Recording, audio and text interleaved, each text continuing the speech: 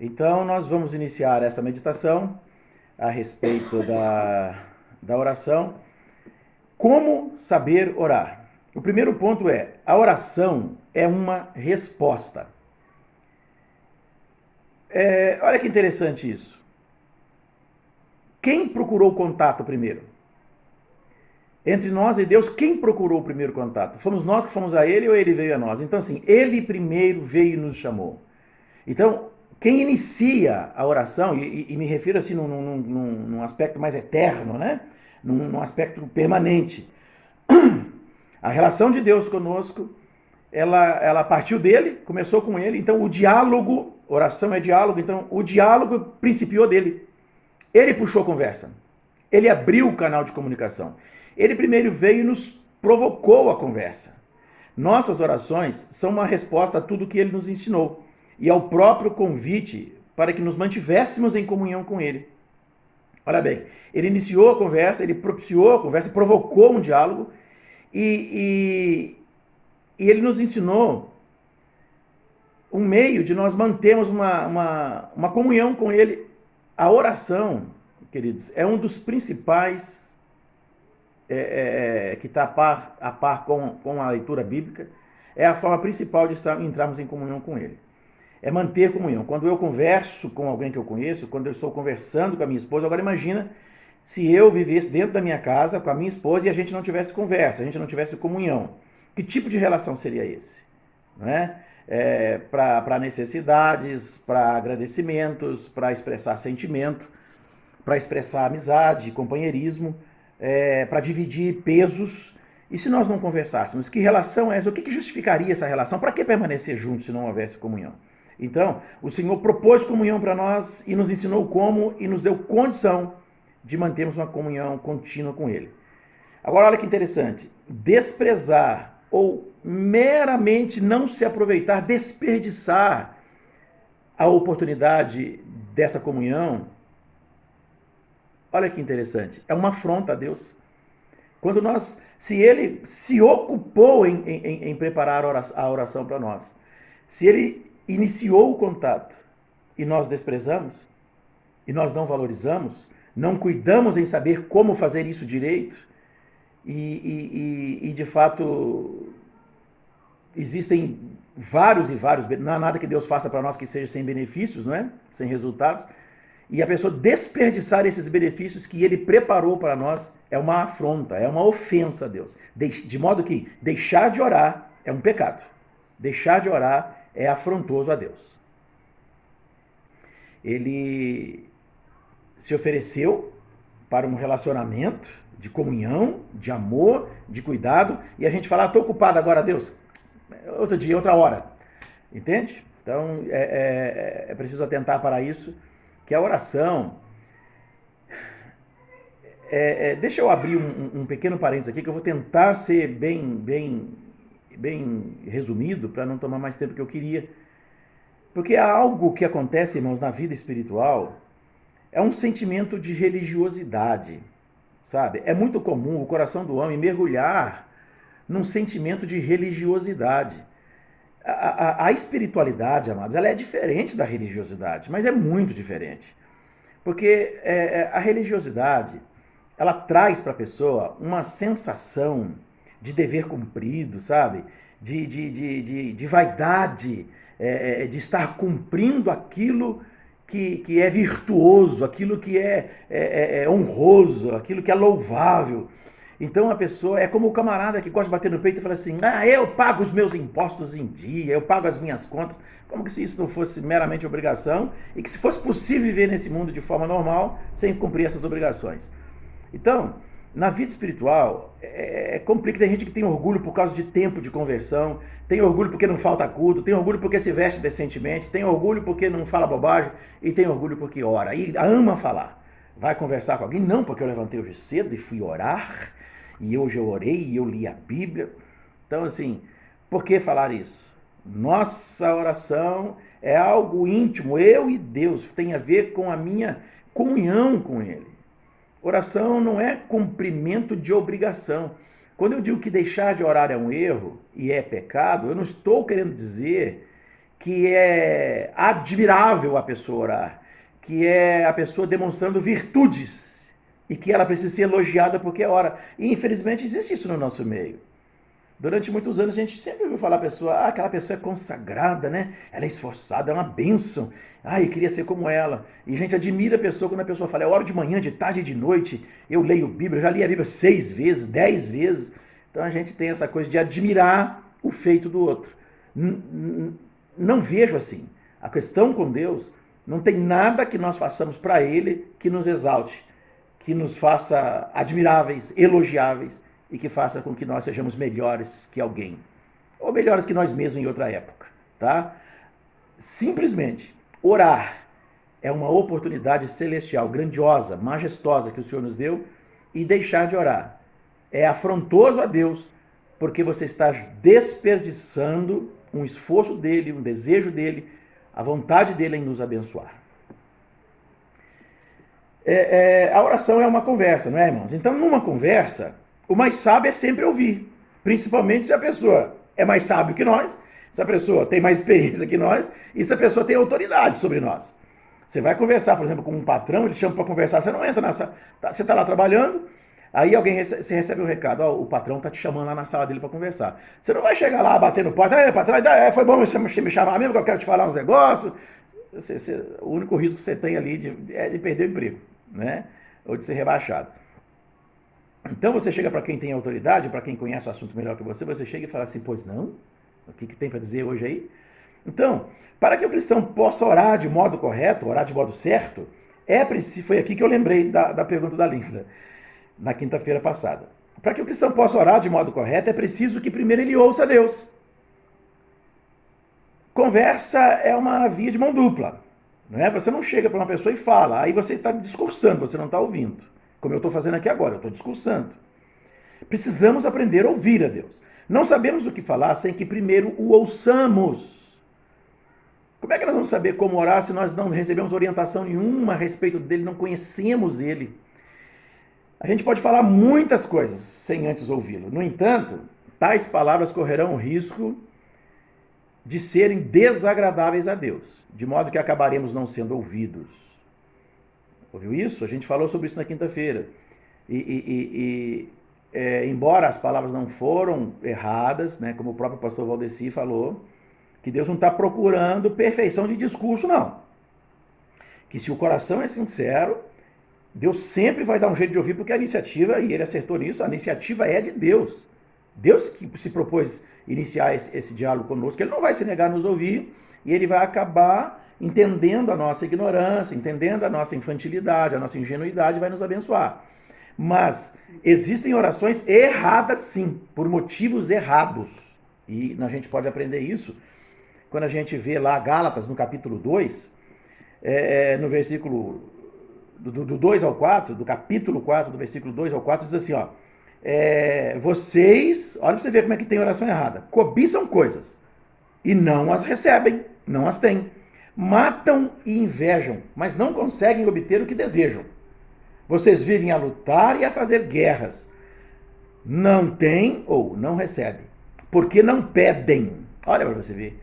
Deus considera a oração errada, nem foi iniciada a conversa com ele, que não foi nem iniciado o diálogo com ele. Vocês não pedem.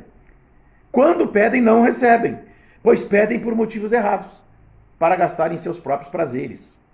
E aí Deus pega um pouco mais pesado, porque ele fala assim, adúlteros, vocês não sabem que a amizade com o mundo é inimizade com Deus?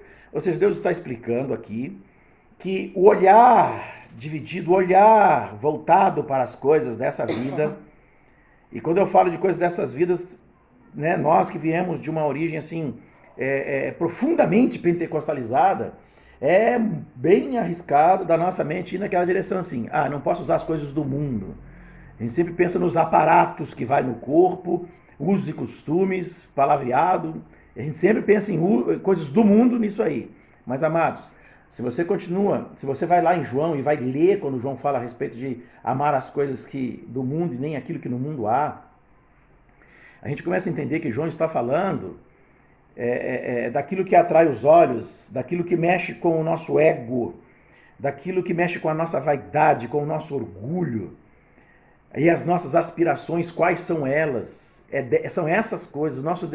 Por que nós queremos nos dar bem? Por que nós queremos coisas grandiosas? Por que nós queremos realizar grandes feitos? Às vezes até para o Senhor mesmo. Por que nós queremos orar e Deus nos atender em grandes coisas? Né? Qual a motivação do nosso coração? Então essas são coisas do mundo, são coisas desse plano de existência. São coisas que não diz respeito ao nosso relacionamento com Deus.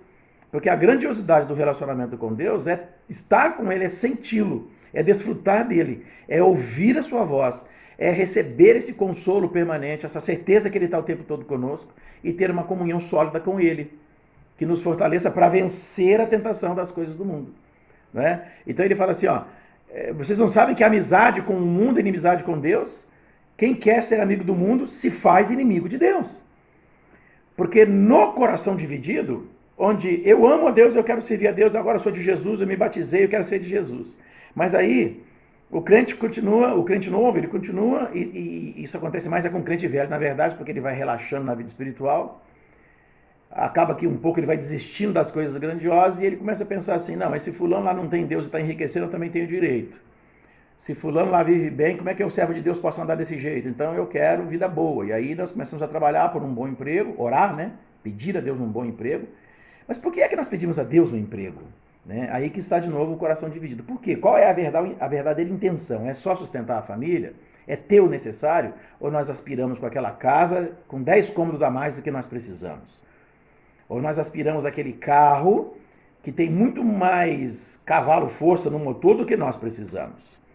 O que nós estamos pensando? Queremos ter uma conta com dinheiro sobrando lá no banco? Né? Porque se nós tivermos amizade com o mundo, fomos apegados a essas coisas, a Bíblia diz que amizade com o mundo, está aqui, ó, no versículo 3.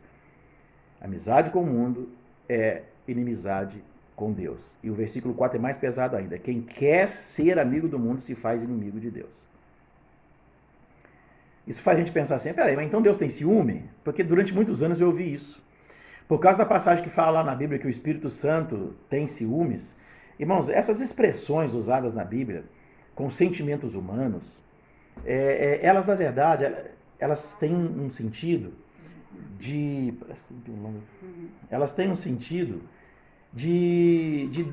nos fazer compreender,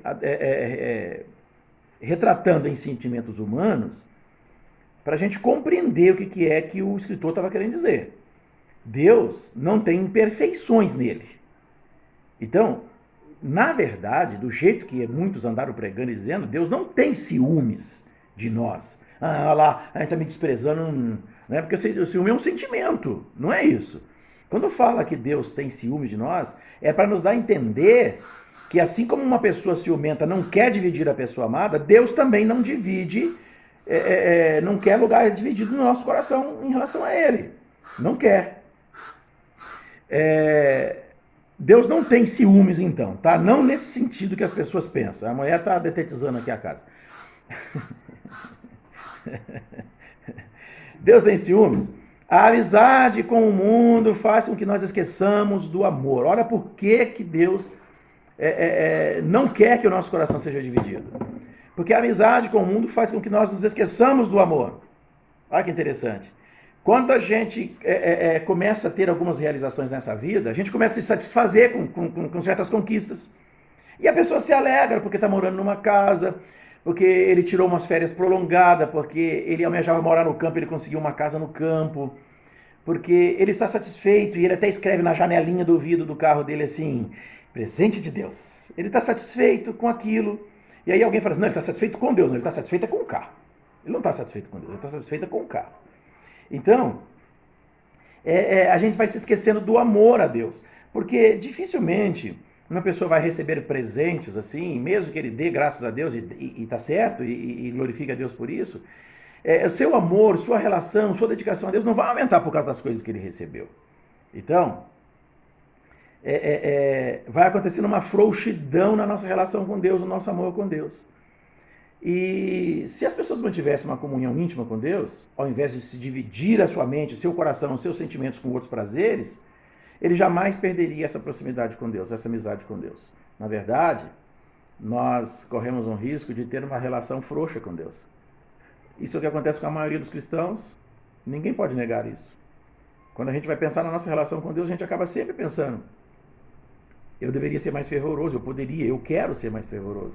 Mas as coisas nesse mundo, muitas vezes, queridos, diminuem o nosso amor. Orar sem amor é orar errado.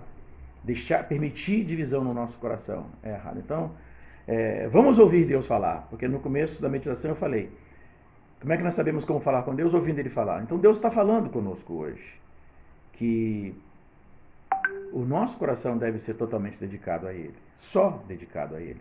E se assim for, Ele vai nos abençoar.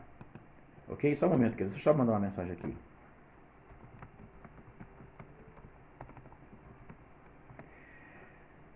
Assim, amados,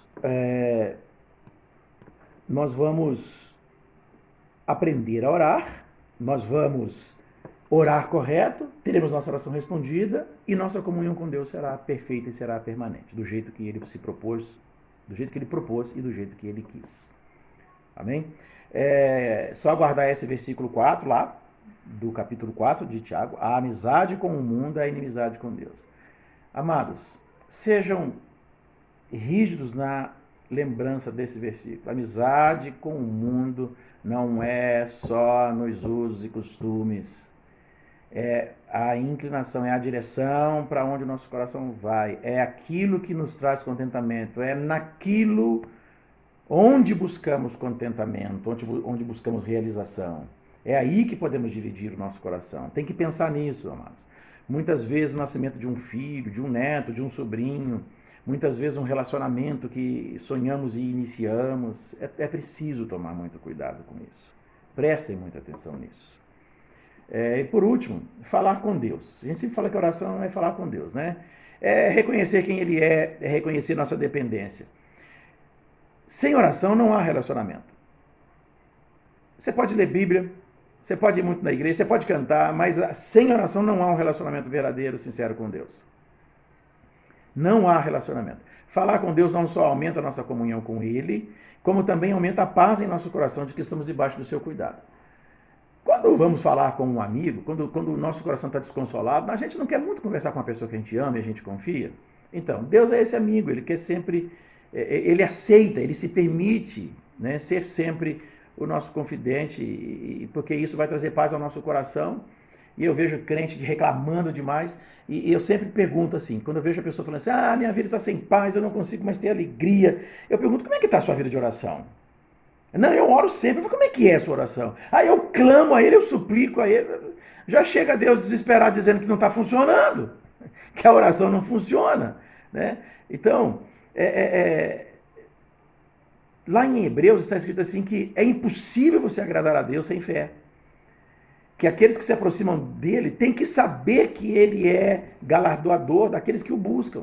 Então, quando a pessoa chega diante de Deus com reclamação, com desespero, isso é bem parecido com um jogar na cara, sabe? É bem parecido com, Deus, você falou e não está funcionando. Esse negócio não está funcionando. Você tem que chegar com confiança. A Bíblia também diz que para nos chegarmos a ele, temos que chegar com confiança diante do trono. Então, oração funciona sempre, e o motivo de faltar paz, o motivo de faltar tranquilidade, o motivo de faltar orientação é a falta do diálogo com Deus. Orar deve ser sempre como falar com um amigo. Eu quero ler para vocês aqui um trecho rapidinho de um teólogo que existiu, que viveu na época da Segunda Grande Guerra. Ele era alemão e ele passou grande parte da vida dele dentro do campo de concentração. Ele dirigia igrejas pela Alemanha e foi perseguido, até que foi preso e mandado para campo de concentração. Aí, ele foi perseguido, perdeu seus direitos, mas ele pastoreava, sabe? Ele exerceu o ministério e escrevia livros. Ele tem Dietrich Bonhoeffer. Bonhoeffer tem uma teologia sistemática escrita, um livro muito grande. E ele escrevia durante o tempo de prisão, quer dizer, ele não parou, ele tinha comunhão com Deus, ele continuou, mesmo estando dentro de campo de concentração nazista, ele estava lá. E aí, ele é muito conhecido no mundo por seu engajamento político, porque ele escreveu muita coisa a respeito de política, ele viveu naquela época tão complicada, Então ele tem alguns ensaios sobre socialismo, comunismo, sobre ditadura, essas coisas. Mas então no mundo ele é conhecido por seu engajamento político. Poucos, no entanto, sabem que ele foi um homem de oração. Isso, porém, não passou despercebido ao médico do campo de concentração que descreveu o que presenciou no dia em que o prisioneiro foi executado. Vejam bem, irmãos, morreu executado. 9 de abril de 45. Naquela madrugada, diz o médico, por uma porta entreaberta, viu o pastor Bonhoeffer ajoelhado diante do seu Deus. O cara não era cristão. A maneira submissa e confiante da oração daquele homem, extraordinariamente simpático, abalou-me profundamente. Antes da execução, ele ainda fez uma breve oração. Depois, subiu para a forca com coragem e serenidade. A morte ocorreu em poucos segundos. Nos quase 50 anos de exercício da medicina, jamais vi um homem em tal submissão a Deus. Você percebe o que é o diálogo com Deus? O que é você conversar com um amigo? É eu conversar com a minha amiga principal, né? Conversar com a minha esposa. Falei assim, Emília, eu vou ali na cozinha fazer um arroz. Ela, tá bom, vai lá. Assim foi Bonhoeffer. Ele falou, Deus, é o seguinte, eu estou condenado aqui. Já a gente se vê. já eu chego aí. Né? Já nos vemos. Tá bom, senhor? E o médico ateu diz, jamais vi um homem com tamanha serenidade diante da morte. E ele sobe para a forca e em poucos segundos ele estava nos braços do Senhor.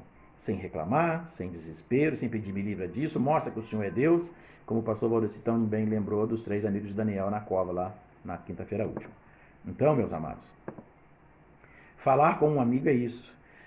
Nas nossas carências, nas nossas angústias, o que precisamos não é de um amigo, de um amor, de alguém que venha para perto e ao ouvir nosso coração nos faça nos sentir amparados, amados, finalmente bem. Então, orar é isso. É deixar Deus ser aquilo que se propôs graciosamente ser. Deus se propôs ser nosso amigo. Ele se propôs ser o Salvador. Espera aí que eu estou com dificuldade aqui.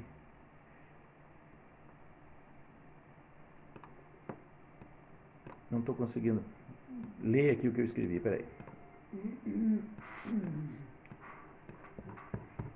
Agora vai. O motivo da gente conversar, quando o coração está fechado, está apertado, a gente está com dificuldade, a gente procura uma pessoa que a gente confia. Isso é amizade. Seu esposo, sua esposa, um filho, uma mãe, né, um amigo, o pastor. E você quer se sentir compreendido, você quer se sentir suprido naquela sua carência. Então, irmãos, a gente quer se sentir amado, quer se sentir finalmente bem, quer ter um alívio daquele problema. Então, orar é isso. É deixar Deus ser aquilo que ele propôs, né? Ser um Senhor Salvador. Ele é Salvador, mas ele é Senhor. Então, ele continua sendo nosso Senhor. Ele quer chegar como Senhor e dizer o que está acontecendo na sua vida, o que você quer, o que você precisa. Eu estou aqui para você porque eu sou teu Salvador. Ele propôs e executou salvação para nós. E ao mesmo tempo ele é Senhor e supridor das nossas deficiências. Orar é isso. Eu gostaria muito que a gente pensasse, depois você leia lá, né, no grupo, e medite nisso. Medite na situação desse homem, do pastor Bonhoeffer, que no momento de partir para a eternidade, numa conversa com seu amigo, que era coisa corriqueira que ele fazia sempre, ele tem um momento de comunhão íntima com Deus e parte para se encontrar com ele. Que o nosso coração esteja sempre com essa paz. O que nós queremos na vida, manos? Nós queremos paz, nós queremos tranquilidade. Orar é buscar isso. Nós queremos vitória, nós queremos sensação de vitória, sensação de que Deus está conosco. E a maior vitória que o ser humano pode ter não é comprar algo que ele almejou por muitos anos. Não é ganhar algo que ele almejou por muitos anos. Que seja lá de que natureza for, a bênção de que natureza for. A maior vitória na vida do Deus do cristão é manter uma comunhão íntima com Deus perfeita, próxima dele. Essa é a maior vitória. É manter firme, perfeita essa comunhão com o Pai. Amém, meus amados? Então nós vamos orar agora, tá bom? E eu gostaria que os irmãos orassem comigo. Se você conseguir diminuir um pouquinho o seu volume, eu gostaria que todos abrissem o seu volume, então, para que a gente pudesse orar juntos, os irmãos concordando, tá? Porque não basta só ouvir a oração, né? Nós temos que orar juntos. Nós vamos orar pela nossa nação, pelos nossos governantes, até por aqueles que lhes são contrários. Nossa situação política, amados, que está navegando no meio desse mar dessa peste mortal, está um pouco sumida, mas parece que está sumida, mas as pessoas estão se aproveitando disso e as coisas estão ficando cada dia mais complicadas nesse nosso país. A gente não sabe em que direção ir, não sabe em quem acreditar, não sabe em quem confiar, a gente não sabe mais nada. E a gente só precisa orar. E seja o que o Senhor quiser. Se a nossa situação for a do pastor Bonhoeffer, que seja. Mas se a nossa situação for a de Neemias, quando o Senhor restaurou Jerusalém, restaurou os muros, permitiu que Neemias voltasse e restaurasse a cidade, que seja também. Se for de livramento, como o Senhor tantas vezes concedeu a Davi, que seja. Mas se for o momento de nós vivemos uma outra situação, que a igreja esteja preparada. Amém, queridos? Então nós estaremos orando também pela nossa igreja, pela nossa missão e por cada um dos irmãos. Vamos orar. Orem comigo, por favor.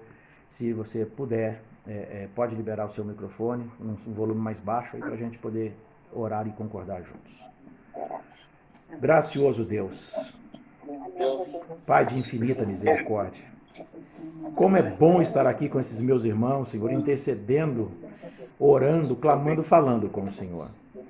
Como é bom saber da amizade do Senhor. Como é bom saber que o Senhor propôs essa relação conosco. Não é algo pela qual, Senhor, como muitos pensam, precisamos forçar. Ah, Deus, vem me ouvir. O Senhor quer nos ouvir. Fomos lembrados na quinta-feira que o Senhor próprio disse que seria encontrado por quem te procurasse, porque o Senhor já se revelou a nós. O Senhor já se propôs a ser visto por nós. Faz-nos olhar para ti, Senhor. Faz-nos aproveitar a oração. Faz-nos não desperdiçar, não jogar fora esse grande privilégio que o Senhor nos concedeu, que é de falar com o Senhor, que é de levar ao Senhor o clamor do nosso coração, a petição do nosso coração. Como igreja agora, nós nos levantamos a favor dessa nação. Ah, Senhor, a situação é tão grande, é tão extensa, Senhor, a possibilidade do mal que pode vir sobre nós, que já está vindo sobre essa nação. Esse povo sofrido, onde crianças, Senhor, mulheres desvalidas, crianças desvalidas, Senhor, homens, pais de família que não conseguem sustentar a sua casa. Olha para nós, Senhor. Deus, olha para o coração desses homens, alguns deles com ódio em seus corações, outros talvez com fingimento, mostrando ou querendo ser salvadores da pátria, mas só existe um Salvador. Deus, tira o orgulho do coração dessas pessoas. Deus, tira a prepotência e a ganância do coração dessas pessoas. Senhor, abre o coração desses que são dirigentes desse país ou que se propõem a sê-lo. Que haja sinceridade em seus corações e um esclarecimento acerca do que o Senhor tem para esse povo, para essa nação. Tem misericórdia de nós. Tem misericórdia da tua igreja, tem misericórdia do teu povo, tem misericórdia dessa nação que o Senhor mesmo estabeleceu, para que a tua palavra seja pregada com liberdade, para que mais vidas conheçam a tua palavra, para que a igreja do Senhor conheça um tempo, ó Deus, de renovo e de restauração espiritual. Trata com os teus pastores, trata com esses que têm chamado, Senhor, e têm descuidado, têm deixado de zelar por seu chamado e vivido de qualquer forma a sua vida espiritual, pregado qualquer coisa, sem zelo, sem cuidado, sem busca, sem querer ouvir o Senhor falar.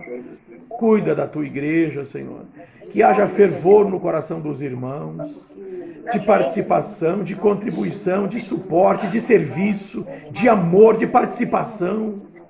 Abençoa a tua igreja. Oramos pela igreja, primeira igreja batista da Aliança. Senhor, dá-nos sabedoria.